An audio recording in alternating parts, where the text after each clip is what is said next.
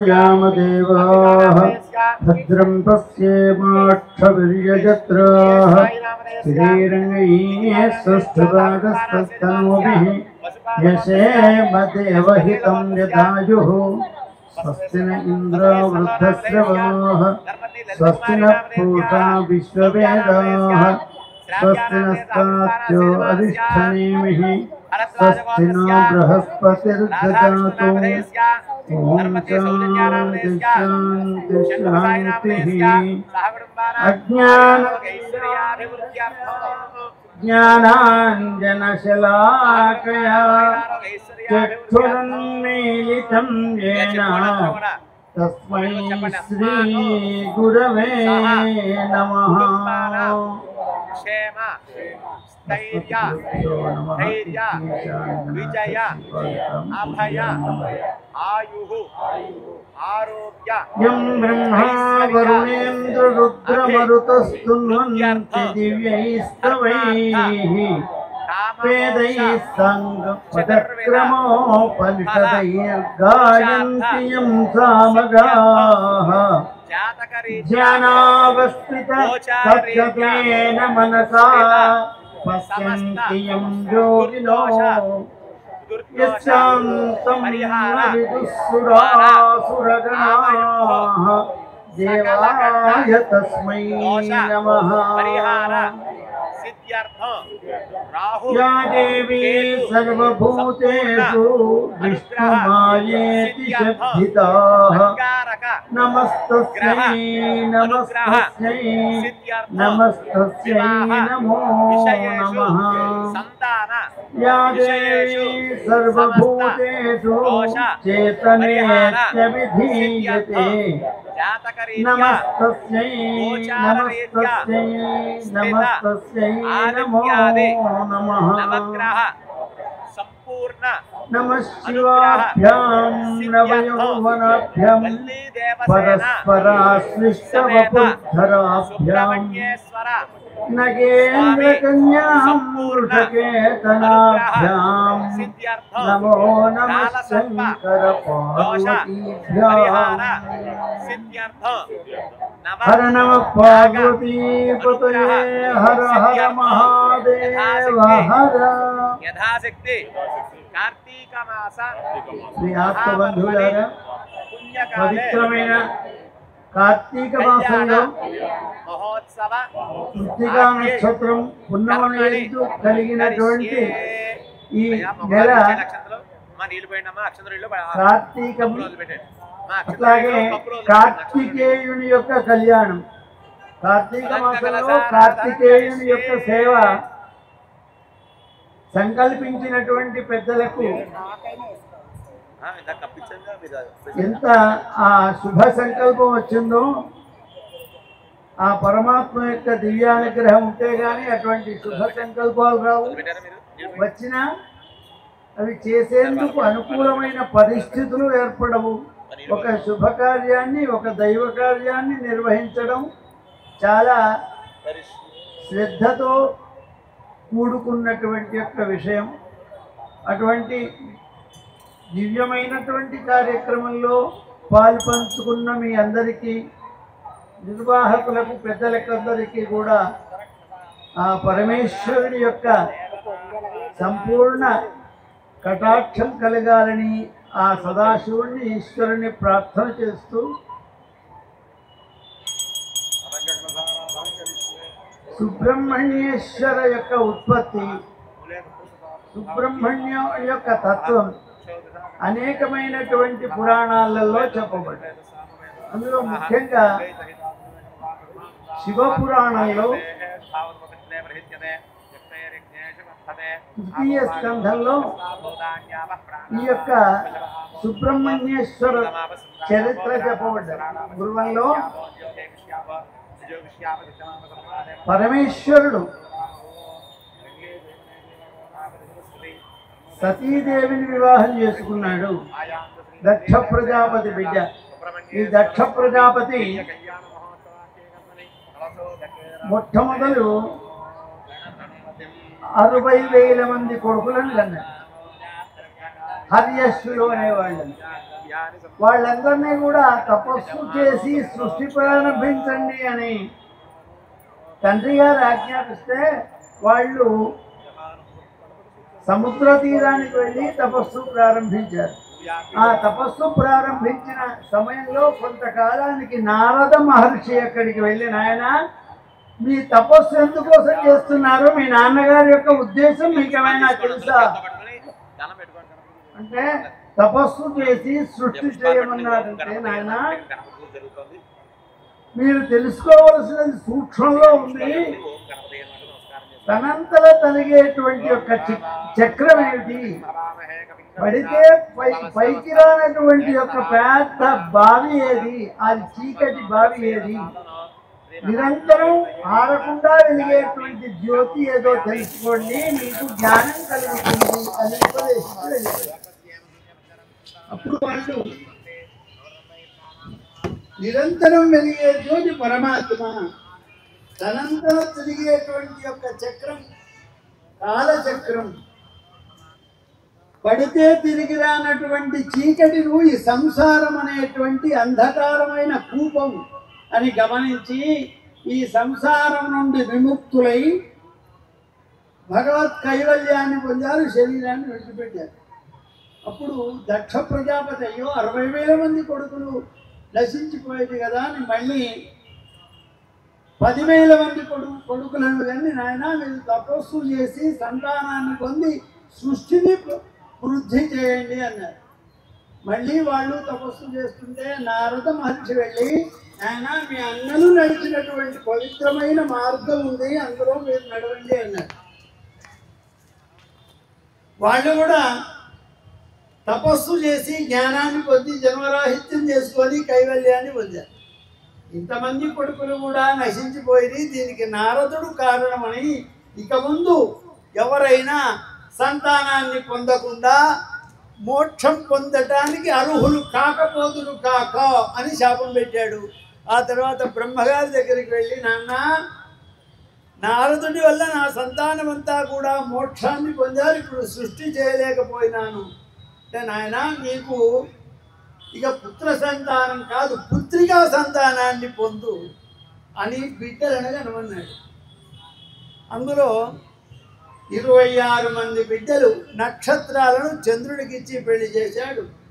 సతీదేవి అనేటువంటి అమ్మాయిని పరమేశ్వరుడికి ఇచ్చినాడు. ఈ విధంగా కొంతకాలం గడిచిన తర్వాత ఒక యజ్ఞం జరుగుతుంది. ఆ యజ్ఞం లోపల దేవతలు యజ్ఞం చేస్తే బ్రహ్మ విష్ణు మహేశ్వరులందరూ వచ్చి కూర్చున్నారు. ఆ సభకు దక్షుడు కూడా వచ్చాడు. అందరూ లేచి నమస్కారం చేశారు. ఒక లేవని వాళ్ళు ముగ్గురే, బ్రహ్మగారు, నారాయణమూర్తి, సదాశివుడు. లేచిన తర్వాత లోపలికి వచ్చి కూర్చొని, చూశారా నా బంగారం అటువంటి బిడ్డను ఇతనికి ఇచ్చాను, శ్మశానంలో తిరుగుతాడు, బూడిది పూసుకుంటాడు, సంస్కారం లేనివాడు, పెద్దవాళ్ళు వస్తే లేచి నిలబడి నమస్కారం చెయ్యాలనేటువంటి యొక్క విజ్ఞత కూడా లేదు. నేను బిడ్డనిచ్చాను, ఇతనికి నేను గురువునైనాను. ఎప్పుడైతే వివాహం జరుగుతుందో అప్పుడు ద్వితీయ యజ్ఞోపవీత ధారణ చేస్తారు మామగారు, అప్పుడు ఇతను గురువు అవుతాడు. నాకు నమస్కారం చేయలేదని అనేకమైనటువంటి యొక్క నింద చేశాడు. బ్రహ్మగారంటే నాకు తండ్రి, నారాయణమూర్తి బ్రహ్మగారికి తండ్రి కనుక నాకు తాతగారు, వాళ్ళిద్దరూ నాకు నమస్కారం చేయవలసిన అవసరం లేదు, కానీ పరమేశ్వరుడు నా అల్లుడు నాకు నమస్కారం చేయాలి కదా అని అహంకారంతో మాట్లాడుతూ ఉంటే సదాశివుడు మౌనంగా అక్కడి నుంచి లేచి వెళ్ళిపోయినాడు. అప్పుడు నందీశ్వరి కోపం వచ్చింది. శివనింద ఎక్కడ జరుగుతుందో అక్కడ ఉండకూడదు అని శాస్త్రం చెప్తుంది కనుక, ఓ దక్ష నీవు కారు కూతలు కూర్చావు కనుక నీ శిరస్సు నీకు ఉండకపోవుగాక అని చెప్పు. ఆ తర్వాత ఒక బ్రాహ్మణారా మీరంతా గౌరవంగా ఉండి అందరికీ బుద్ధి చెప్పవలసినటువంటి స్థానంలో ఉండి శివనింద జరుగుతూ ఉంటే చూస్తూ ఊరకున్నారు కనుక ఎవరైతే కేవలం శివభక్తి కలిగి ఉంటారో వాళ్ళు పాషండులైపోతురుగాక అని చెప్పారు. మీరంతా కూడా వేద బాహ్యులైపోతురుగాక అని శాపం పెట్టారు. అప్పుడు భృగు మహర్షి కోపం వచ్చేవరే, మీరు కొట్టాడుకున్నారు, నడుమ బ్రాహ్మణులు అనడానికి ఏం అవసరం ఉంది? ఒకవేళ మీరు మమ్ములను అకారణంగా వేద బాహ్యులను నిందించావు కనుక నీకు ఎవరైతే కేవలం శివభక్తి కలిగి ఉంటారో, విష్ణు భక్తి లేక శివభక్తి కలిగి ఉంటారో వాళ్ళు పాషండులవుదు కాక అని శాపం పెట్టాడు. ఈ పరస్పర శాపాలతో శివుడు కలతో చెంది చక్కగా కైలాసానికి వచ్చేసాడు. కానీ ఇంటికి వచ్చి భార్యకేం చెప్పలేదు, సతీదేవి ఇట్లా జరిగిందని చెప్పలేదు. అప్పుడు దక్షుడు ఏ విధంగానైనా ఇతనికి పగ తీరలే. ఒకవేళ మనం ఎవరినైనా నిందిస్తే వాడు ఎదుటి నుంచి మళ్ళీ ఒక 4 మాటలంటే మళ్ళీ 4 మాటలంటే అప్పుడు వీనికి తృప్తి అవుతుంది. కానీ శివుడు ఏమనలే, ఏమీ మాట్లాడకుండా వెళ్ళిపోయినాడు. అది సత్పురుషుల యొక్క సాధువుల యొక్క లక్షణం. అది గమనించిన దక్షుడు శివ వ్యతిరేకంగా శివ భాగం లేకుండా, రుద్రభాగం లేకుండా యజ్ఞం ప్రారంభించాడు. అందరికీ ఆహ్వానాలు పంపినాడు. కానీ బ్రహ్మ విష్ణువులు వెళ్ళాలి, దేవతలంతా వెళ్ళినారు. పాపం ఈ విషయమేమి సతీదేవికి తెలియదు. కైలాసంలో చూస్తుంటే దేవతలంతా వెళుతున్నారు. ఎక్కడికి వెళుతున్నారంటే మీ నాన్నగారు పెద్ద యజ్ఞం చేస్తున్నారు అంటే నేను కూడా వెళుతాను అంది పార్వతి సతీదేవి. అప్పుడు ఆయన అన్నాడు, అమ్మ నువ్వు వెళ్ళవద్దు, మనకు అక్కడ అవమానం జరుగుతుంది అంటే. మా నాన్నగారి ఇంట్లో నాకు అవమానం ఎందుకు జరుగుతుంది అని వెళ్ళింది. అక్కడ శివనింద జరిగింది, శివ ద్వేషం జరిగింది. నీ కడుపులో నేను పుట్టాను కనుక ఎప్పుడైనా మా సదాశివుడు దాక్షాయణి అని నన్ను పిలిస్తే నేను భరించలేనని ఆ శరీరాన్ని అక్కడే వదిలేసి యోగాగ్నిలో భస్మమైపోయింది. అప్పుడు శివుడి వార్త తెలిసి వీరభద్రుడిని పంపాడు. దక్ష యజ్ఞం విధ్వంసం అయిపోయింది. దక్షుడి యొక్క శిరస్సు పాపం ఎంత కోసినా ఆ వీరభద్రుడికి రాలే. పచ్చి కట్టెను వడిపెట్టినట్టుగా వడిపెట్టి త్రిశూలంతో తీసి యజ్ఞకుండంలో వేసి కాల్చివేశాడు. అప్పుడు నవ్వినటువంటి యొక్క పూష అనేటువంటి యొక్క సూర్యుడికి పండు కూడగొట్టాడు. భృగు మహర్షి యొక్క మీసాలు పీకేశాడు. ఇట్లా ఎవరెవరైతే ఆనాడు శివదూషణం చేశారో వాళ్ళందరికీ తగిన శాస్త్రం చేసి వీరభద్రుడు వెళ్ళిపోయినాడు. దేవతలంతా కూడా పరమేశ్వరుని శాంతింపచేయడానికి మళ్ళీ కైలాసానికి వెళ్ళే వరకు అప్పుడు సదాశివుడు దక్షిణామూర్తి రూపంలో దక్షిణం వైపు కూర్చొని సనకాదులకు జ్ఞానోపదేశం చేస్తున్నాడు. ఆ సమయంలో దేవతలంతా వెళ్ళి ప్రార్థన చేస్తే సదాశివుడు దక్ష యజ్ఞాన్ని పూర్తి చేయించడానికి ఒప్పుకొని శాంతించాడు. అప్పుడు అందరికీ కూడా పోయినటువంటి యొక్క అవయవాలను అతికించారు. కానీ దక్షునికి అతికించడానికి తనకి శిరస్సు లేదు కనుక మేక యొక్క శిరస్సు తీసుకొచ్చి దక్షుడికి అతికించారు. దక్షుడు బుద్ధి కలిగిన వాడై బుడబుడ అనే శబ్దం చేశారు. ఇప్పటికి కూడా శివుడికంతా పూజ చేసిన తర్వాత ఎన్ని మంత్రాలు చదివినా ఎన్ని అభిషేకాలు చేసినా చివరికి అంటే ఆయన సంతోషపడతాడు. ఏం లేదు దీనిలో. ఆ దక్షుడు అన్నాడంటే శివుడు నవ్వినాడు కనుక అదే ఇప్పటికీ మన వాళ్ళంతా పాటిస్తుంది.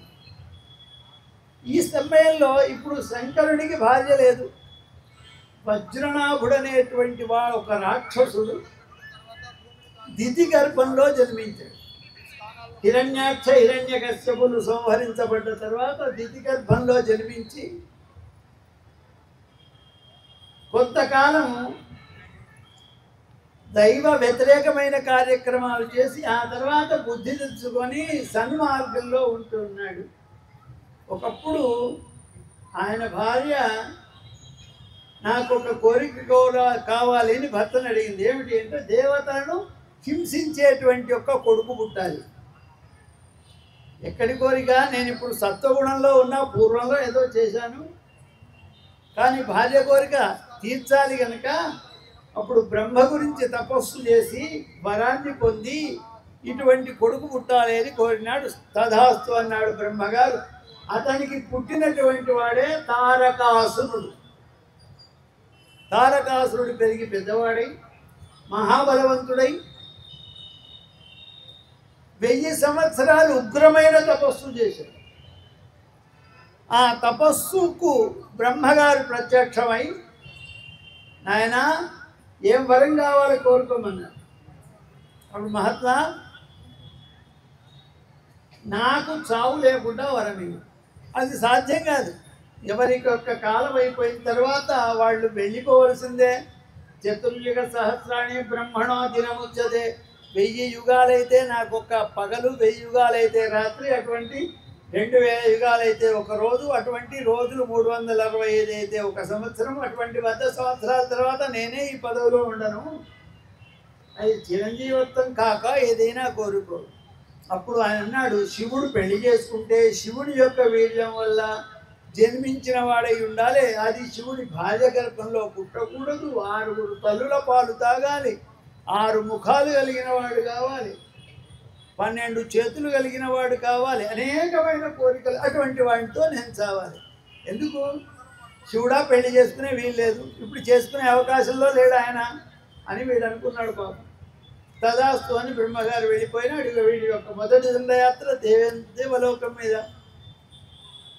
ధర్మ విరుద్ధమైనటువంటి యొక్క కార్యక్రమాలన్నీ చేస్తున్నాడు. సృష్టిలో ధర్మ కార్యాలు చేయడం కష్టం, కానీ ధర్మ విరుద్ధమైన కార్యక్రమాలు చాలా సులభంగా చేయగలరు. ధర్మానికి వ్యతిరేకమైన కార్యక్రమాలు చేయడానికి ఎలాంటి ఆటంకము జరగదు. ధర్మ కార్యాలు చేయడానికి, పుణ్యకార్యాలు చేయడానికి, పవిత్రమైన కార్యాలు చేయడానికి అనేకమైనటువంటి ఆటంకములు కూడా కలుగుతాయి. వీటికి ఆటంకాలు లేవు. బ్రహ్మ వరం, దానితో బలంతో గర్వించినటువంటి తారకాసురుడు దేవతలను అనేకమైనటువంటి యొక్క హింసలను పెడుతుంది.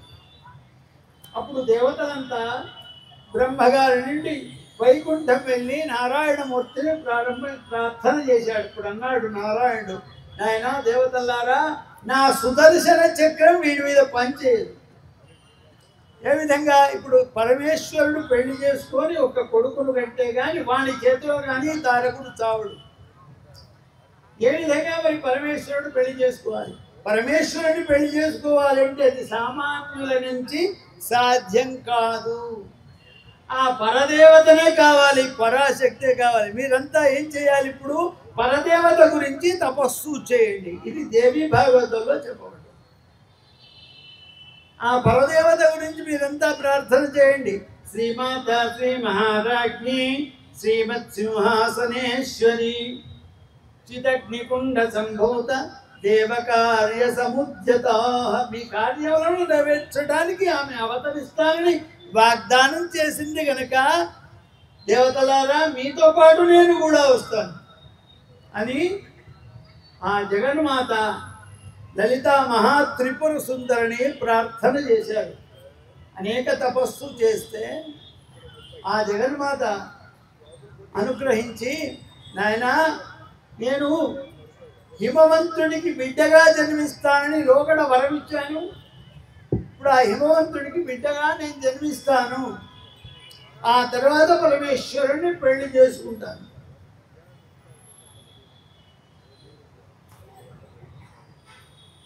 వేదిక పైన కళ్యాణోత్సవం ప్రారంభమైంది.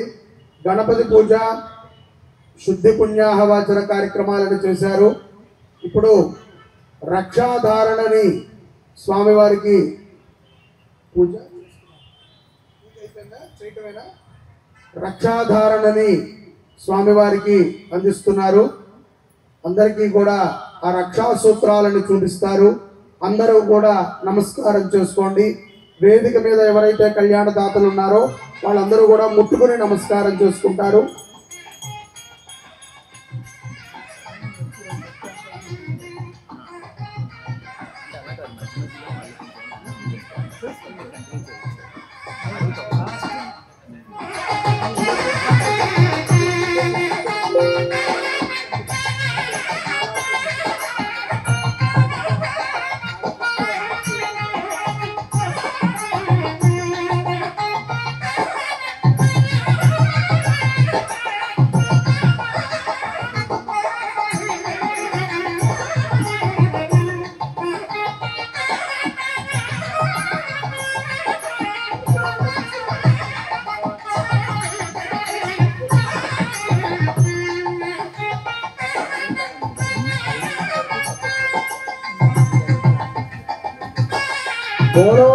సుబ్రహ్మణ్యేశ్వర స్వామికి ఓరో సుబ్రహ్మణ్యేశ్వర స్వామికి ఓరో సుబ్రహ్మణ్యేశ్వర స్వామికి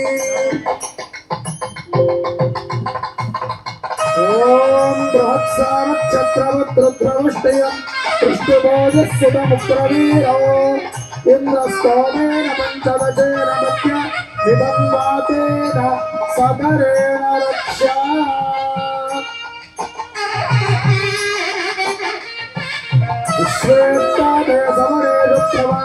స్వామివారికి ముట్టించి అమ్మవారికి వేస్తున్నారు. అమ్మవారికి రక్షాసూత్ర ధారణ జరుగుతోంది. విశ్వేత్తాదేశమరేణ ప్రవాచాయాత దర్భమగరంద్రసుంపదే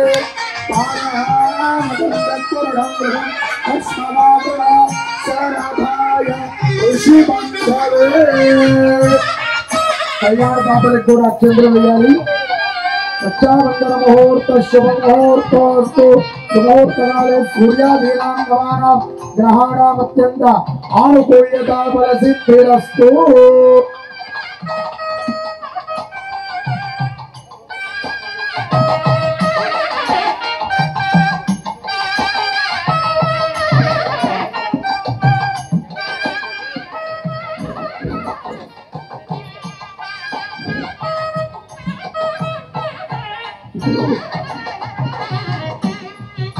కళ్యాణోత్సవంలో భాగంగా భజంత్రి తగ్గించాలి.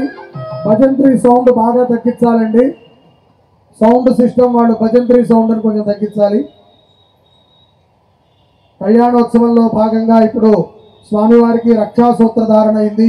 వేదిక పైన ఎవరైతే కనుక సేవాదాతలు ఉన్నారో వారందరూ కూడా రక్షాసూత్ర ధారణ చేస్తారు. తర్వాత యజ్ఞోపవీత ధారణ జరుగుతుంది. యజ్ఞోపవీత పూజ, యజ్ఞోపవీత ధారణ కార్యక్రమం జరుగుతుంది. ప్రసంగము కొనసాగించవలసిందిగా రఘురామ శర్మ గారిని కోరుతున్నాం. ఓం శ్రీ విష్ణవే నమః విష్ణవే నమః విష్ణవే నమః. హిమభక్తునికి మేనకాదేవి యందు ఆ జగన్మాత జన్మించి సంక్షిప్తంగా మనం ముగించుకుందాం. సుబ్రహ్మణ్యేశ్వర కళ్యాణం కనుక శివుణ్ణి మనం రేపు చూసేది ఉంది. ఆ పార్వతీదేవి తపస్సు చేసింది. పరమేశ్వరుడు ప్రత్యక్షమైనాడు. ఆ పరమేశ్వరుడు కూడా పార్వతి కోసమే తపస్సు చేశాడు. అందుకోసమే నవశివాభ్యాం నవయౌవనాభ్యాం పరస్పరాశ్లిష్ట వపుర్ధరాభ్యాం నగేంద్ర కన్యాం వృషకేతనాభ్యాం నమో నమ శంకర పార్వతీభ్యాం. నగేంద్ర నగం అంటే హిమవత్ పర్వతం. ఆ పర్వతరాజు యొక్క పుత్రిక అయిన పార్వతి, వృషకేతనుడు వృషభధ్వజుడైన పరమేశ్వరుడు ఒకళ్ళ కోసం ఒకళ్ళు పరితపించి తపస్సు చేసి పెళ్లి చేసుకున్నారు. అందుకే దంపతులు అని ఎవరిని అంటారంటే కేవలం పార్వతీ పరమేశ్వరుని అంటారు. లక్ష్మీనారాయణను కూడా అన్నారు, సీతారాములను కూడా అన్నారు. దంపతులు అంటే ఎవరు అంటే సంతానంతో కూడుకున్నటువంటి శివ కుటుంబమే. ఈ విధంగా పార్వతీదేవిని వివాహం చేసుకొని కైలాసం వచ్చాడు. ఇప్పుడు వీళ్ళు కాపురం చెయ్యాలి, వాళ్ళ కొడుకు పుట్టాలి, దేవతల యొక్క కష్టాలు తీరాలి. ఈ లోపల వాళ్ళు ఎన్నో ప్రయత్నాలు చేశారు. మన్మథుడిని వీళ్ళని ఏదో వాళ్ళ ప్రయత్నం వాళ్ళు చేశారు, అన్నిటినీ విఫలం పొందారు. కానీ ఆ పార్వతీ పరమేశ్వరుడు ఏకాంత మందిరంలోకి వెళ్ళిపోయినారు. 1000 సంవత్సరాలు అయింది, యువతలకి రారు. ఇప్పుడు దేవతలు బాధపడుతున్నారు కనుక అందరూ కూడా మళ్ళీ వైకుంఠానికి వెళ్ళి నారాయణ ఏం చేద్దాం, నేనేం చేయాలి నాయన, శివుని పుత్రుడు పుట్టాలి, మీరు ఎవరన్నా ఉంటే శివుడినే ప్రార్థన చేయండి అనగా కైలాసం దగ్గరికి వెళితే లోపలికి పర్మిషన్ లేదన్నారు నందీశ్వరుడు. ఆ కైలాస పర్వతం ముందర కూర్చొని శంభో మహాదేవ శంకర ఆత్మజన రక్షక ఆపద్బాంధవ వృషభవాహన అని అనేకమైనటువంటి యొక్క స్తోత్రం చేస్తున్నారు. ఎప్పుడైనా పరమేశ్వరుడు భక్త సులభుడు గనక తనను కీర్తించిన వారిని, స్మరించిన వారిని ఆదరించడం ఆయన యొక్క తత్వం కనుక ఆ పార్వతీదేవితో కూడుకున్నటువంటి వాడైనా పార్వతి ఏమైనా బాధపడుతుందో ఏమో అని అనుకున్నా ఆ సంశయం కంటే తనను ఆర్తితో పిలిచినటువంటి దేవతల ఆ అత్తనాదాన్ని విని ఆ పరమేశ్వరుడు ఏకాంత మందిరంలోంచి బయటకు వచ్చాడు. అప్పుడే ఆ పరమేశ్వరుని యొక్క రేతస్సు పతనమైంది. జరిగి వచ్చి చూసే వరకు దేవతలంతా ఆర్తనాదాలు చేస్తున్నారు. ఏమయ్యా కొద్దిసేపు ఆగలేకపోయినారా? సరే, ఇప్పుడు జరిగింది పతనమైనటువంటి యొక్క నా తేజస్సును భూమి భరించలేదు కనుక మీరెవరైనా స్వీకరించండి. దేవతలంతా స్వీకరించడానికి భయపడుతున్నారు. అసలు అగ్నిహోత్రుడు పావురం రూపంలో ఆ రేతస్సును కొంత తీసుకున్నాడు. దేవతలంతా తీసుకొని ఆ శరీరంలో ఉండే మంటను భరించలేక పరమేశ్వర రక్షించు, ఆ రేతస్సునంతా వదిలేయండి అన్నాడు. వదిలేస్తే అదే ఇప్పుడు బంగారమైంది. నమో హిరణ్యవాహవే హిరణ్య రూపాయ హిరణ్యపదయే అంబికాపదయే ఉమాపదయే పశుపతయే నమో నమః హిరణ్య రేతసే నమః. ఇప్పుడు మనం ధరించే బంగారం అంతా శివుడి యొక్క తేజస్సే. ఆ తర్వాత అగ్నిహోత్రుడు ఆ శివతేజాన్ని భరించలేక ఏం చేయాలి అని నారద మహర్షి నేను భరించలేకపోతున్నాను. నాయన అగ్నిహోత్ర, ఎవరైతే నీకు ఆహుతులు ఇస్తున్నారో అక్కడ కూర్చుంటారు కదా, ఆ స్త్రీల యొక్క శరీరంలో ప్రవేశపెట్టమన్నారు. అప్పుడు సప్త ఋషుల భార్యలంతా అక్కడ హవనం దగ్గర కూర్చొని యజ్ఞం చేస్తున్నారు. ఆ సమయంలో ఈ అగ్నిహోత్రుడు తన యొక్క శివవీర్యాన్ని సప్త ఋషుల యొక్క భార్యలో ప్రవేశపెట్టాడు. కానీ అరుంధతి దగ్గర మాత్రం ప్రవేశపెట్టలేకపోయినాడు. అరుంధతిని ఆయన తన కిరణాల ద్వారా తేజస్సు ద్వారా వాళ్ళ రోమకూపాల నుండి శివవీర్యాన్ని అంతా వాళ్ళ యొక్క శరీరంలో ప్రవేశపెట్టారు. ఎప్పుడైతే శివుని తేజస్సు వాళ్ళ శరీరంలో ప్రవేశించిందో వాళ్ళ యొక్క గర్భాలు ధరించారు.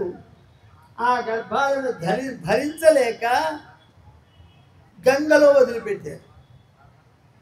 ఆ గంగ ఆ తేజస్సునంతా ముద్దగా చేసి రెల్లు పొదల్లో వదిలిపెట్టింది. అందుకే శరవణ భవాయ నమః అని సుబ్రహ్మణ్యేశ్వర స్వామికి పేరు.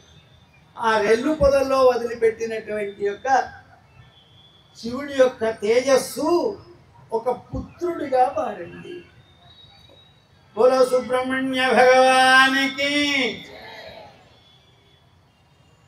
ఈ సుబ్రహ్మణ్యేశ్వరునికి నామకరణం చేసినటువంటి ఒక మహానుభావుడు.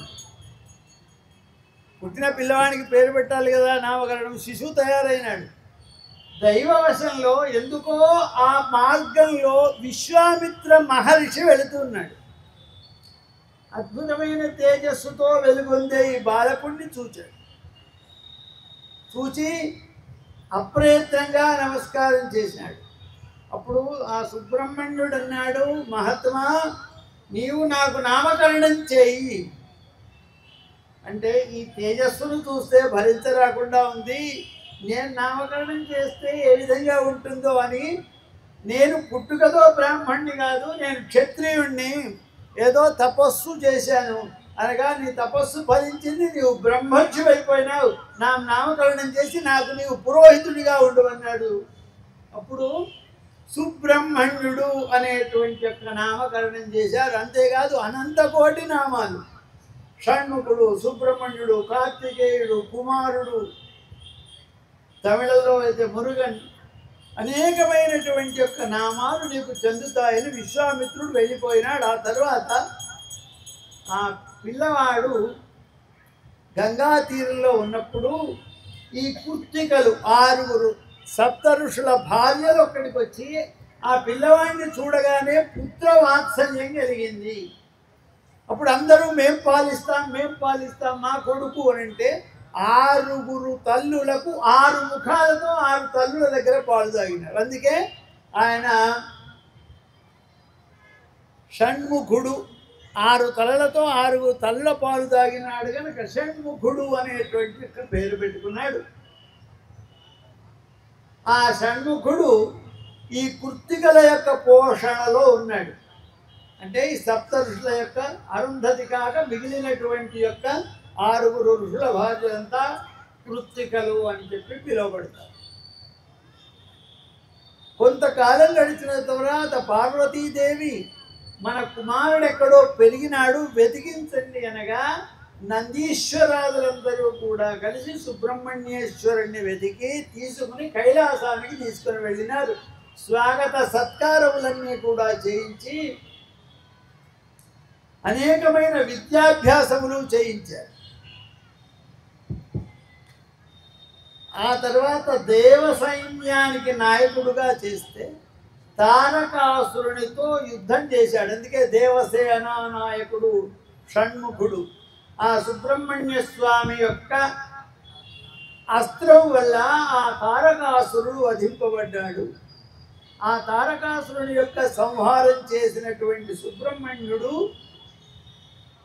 పరమేశ్వరునికి దేవతలకు ఆనందాన్ని కలిగించాడు. ఇంతకుముందు మా దిలీప్ శర్మ గారు ఒక మాట అన్నారు, కృష్ణ తత్వం తెలిసిన వాడిని. ఏదో కృష్ణ తత్వం నాకు కొత్త తెలుసు, ఆవగింజలో పావంత సముద్రంలో నీటి బొట్టంతా నాకు తెలిసిందంతా. కానీ దేవీ భాగవతంలో బ్రహ్మగారు నారదుడికి ఒక మాట చెప్తారు. దేవీ తత్వం చెబుతూ సతీదేవి దేహత్యాగం చేసిన తర్వాత పార్వతిగా అవతరించే ముందు నారదా ఏ హిమవతో పత్నవు లేభే పశుపతిం పతిం బభూవస్తు ద్వౌ తనయో పశ్చాశ్చర్యాణి నారద గణేశశ్చ స్వయం కృష్ణ స్కందో విష్ణుకళోద్భవ. దేవి భాగవతం తృతీయ స్కంధంలో ఈ మాట ఈ శ్లోకం ఉంది. నారద, ఈ సతీదేవి పర్వతరాజ భార్య అయిన మేనకాదేవి యందు జన్మించి పరమేశ్వరుని పెళ్లి చేసుకొని 2 కొడుకులను కంటుంది.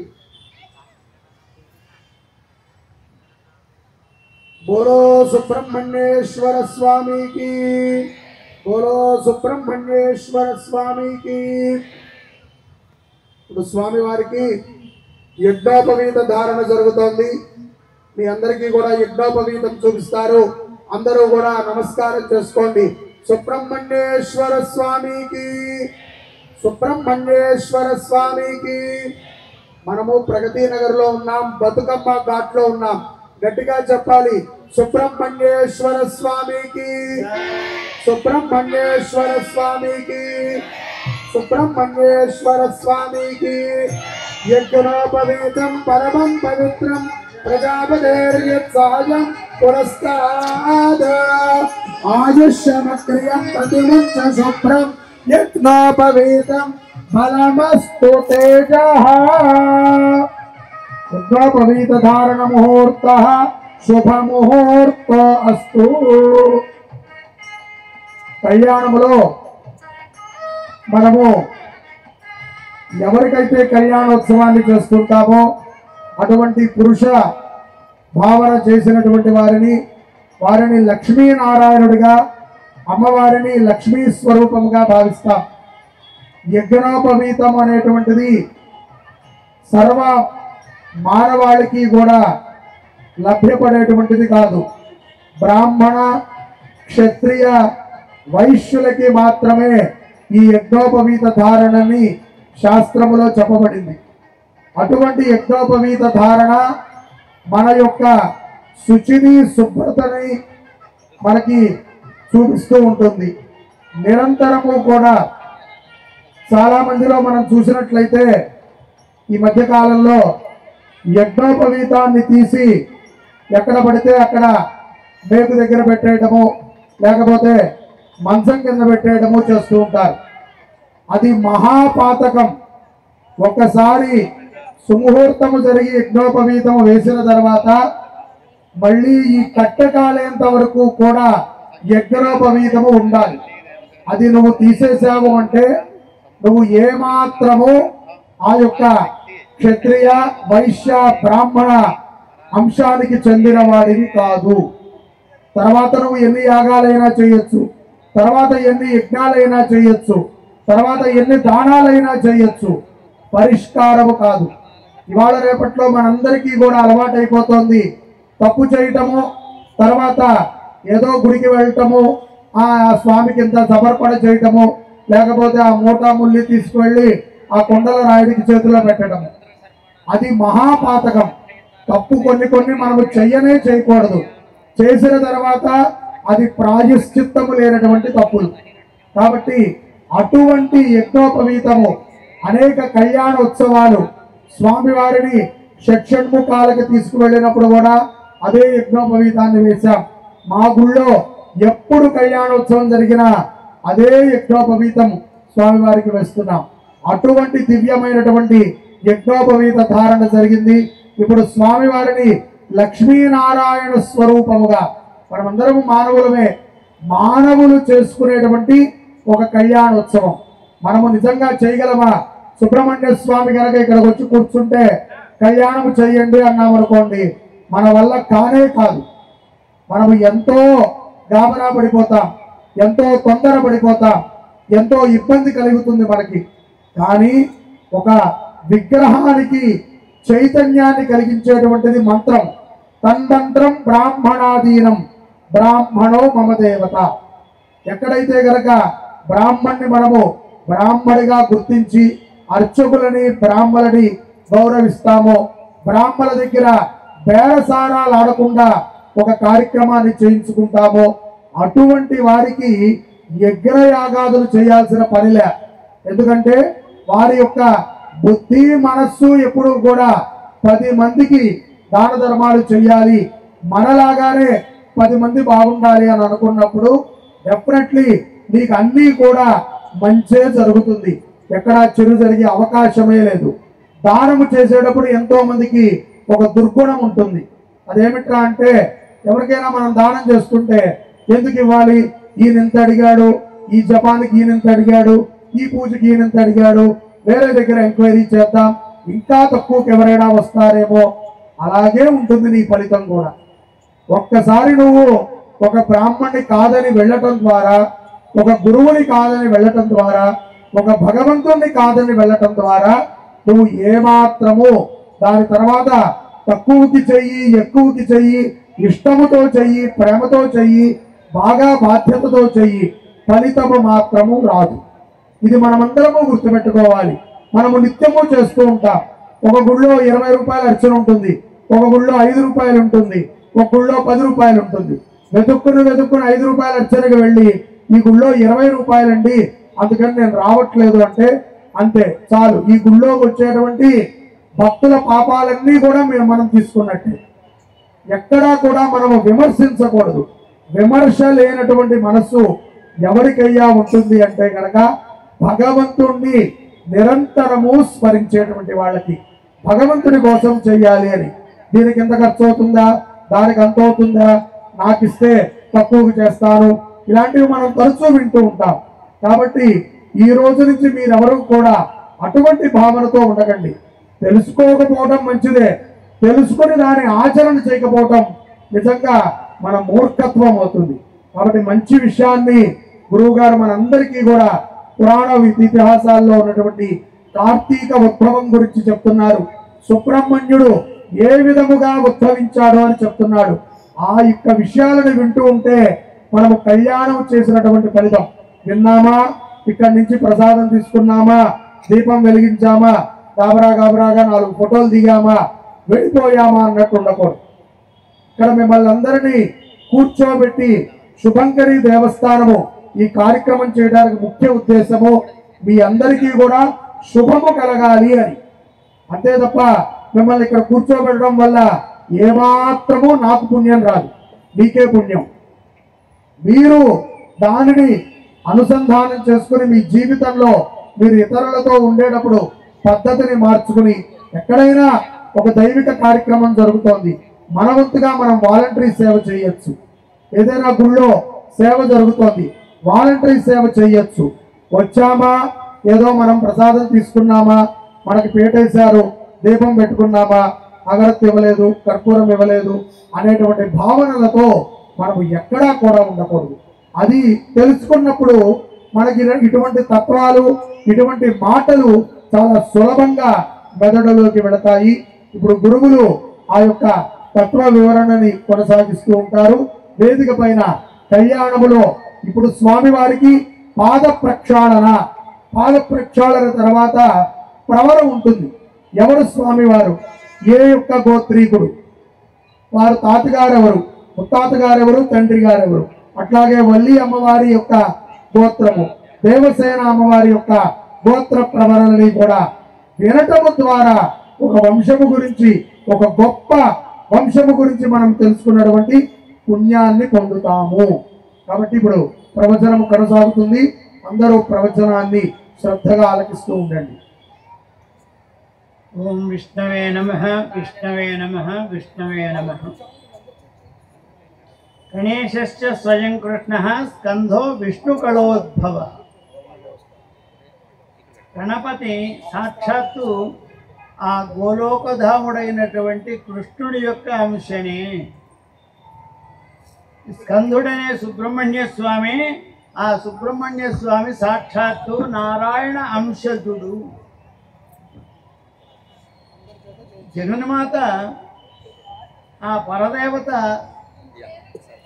నారాయణమూర్తికి సోదరి కనుక అందుకే పద్మనాభ సహోదరి అని లలితా సహస్రనామాలలో, హరిషుని హరి సోదరి అని లలితా త్రిశతిలో, శ్రీనాథ సోదరీభూత సేవితాయై నమో నమః అని లలితా సహస్రనామాల్లో చెప్పబడ్డారు. ఆమెనే కృష్ణావతారంలో నందగోప గృహే జాత యశోదాగర్భ సంభవ అని సప్తశతిలో అమ్మవారు స్వయంగా చెప్పి యశోదాదేవి గర్భంలో శ్రీకృష్ణునికి సోదరిగా జన్మించాలి. అదే తన యొక్క అంశతో కృష్ణుడు పార్వతీదేవికి సుబ్రహ్మణ్యుడుగా గణపతిగా జన్మించాడు.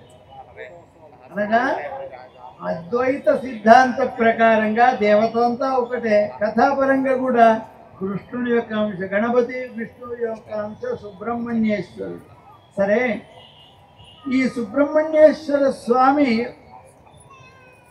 పెళ్లి చేసుకున్నటువంటి యొక్క దేవసేన చరిత్ర ఒక 4 మాటల్లో చెబుతాం. దేవీ భాగవతంలో ప్రకృతి యొక్క 6 అంశాలను చెప్పినాడు.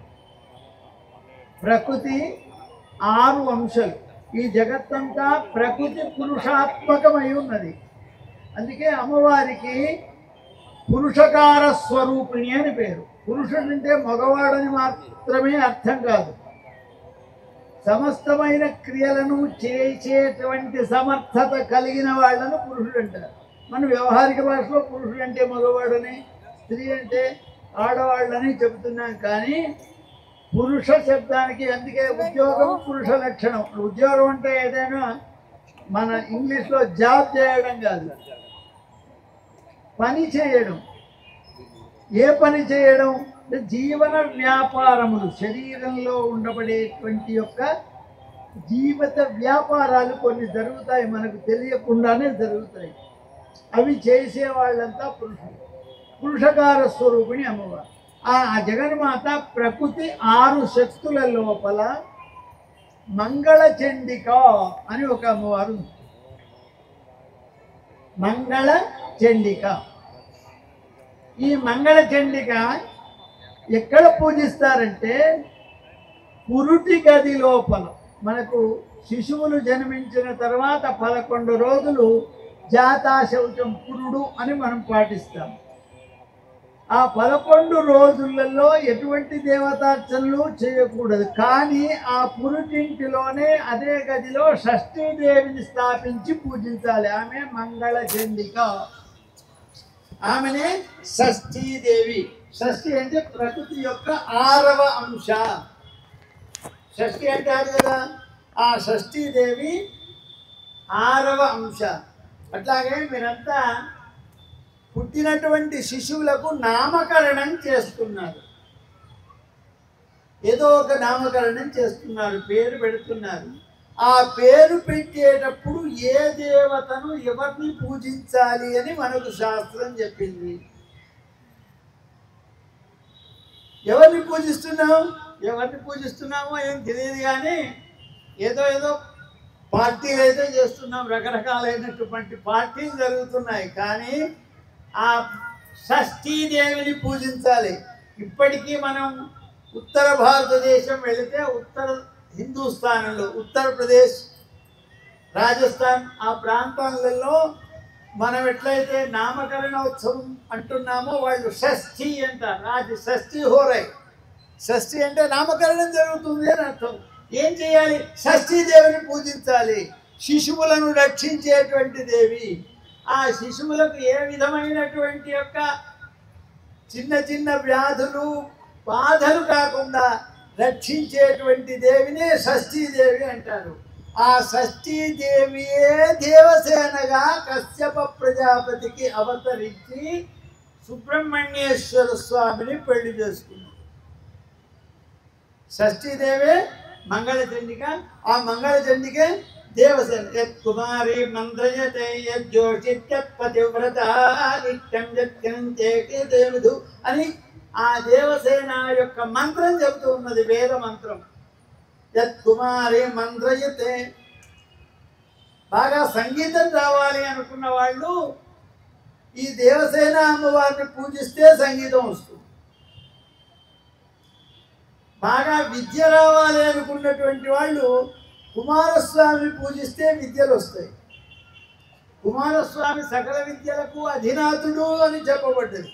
ఇప్పుడు మనం 18 పురాణాలలో స్కంధ పురాణం అని ఒకటి ఉంది కదా. స్కాంధ పురాణం దానికి పేరు ఎట్లా వచ్చింది అంటే స్కంధుడు అంటే సుబ్రహ్మణ్య స్వామి దాన్ని చెప్పినాడు కనుక అది స్కాంధ పురాణం అయింది. స్కంధుడు చెప్పింది స్కాంధం, మార్కండేయుడు చెప్పింది మార్కండేయ పురాణం. ఇట్లా స్కంధ పురాణం అన్ని పురాణముల కంటే పెద్దది. సకల విద్యలకు అధినాథుడైనటువంటి వాడు సుబ్రహ్మణ్యేశ్వరుడు. దీనికి శ్రీమద్ భాగవతంలో పోతన గారు చెప్పినటువంటి ఒక పద్యం దీనికి ఉదాహరణ. పుట్టంబుట్ట శరంబునన్ మొదలవ అంభోయాన పాత్రంబునన్ నెట్టంజాలను కాలిగొల్వను పురాణింపందునం కొంటి మీ జట్టే వెంట జనిందు దత్సరణి నాకీవమ్మ ఓయమ్మ మేల్ పట్టున్మానగదమ్మ పట్టున్మానగదమ్మ ఈశ్వరి. ఆ జగన్మాతను పార్వతి శారదాదేవిని ప్రార్థన చేస్తున్నాడు. పుట్టంబుట్ట, నేను పుట్టను చేయించుకొని పుట్టినటువంటి వాల్మీకిని కాదు. పుట్టలో పుట్టాడు కదా వాల్మీకి, నేను కాదు. శరంబునన్ మొలవ, శరములంటే నీళ్లు, శరములంటే వెల్లుగడ్డి. శరవణ భవుడు అంటే నేను సుబ్రహ్మణ్య స్వామి అంత గొప్పవాణి కాదు.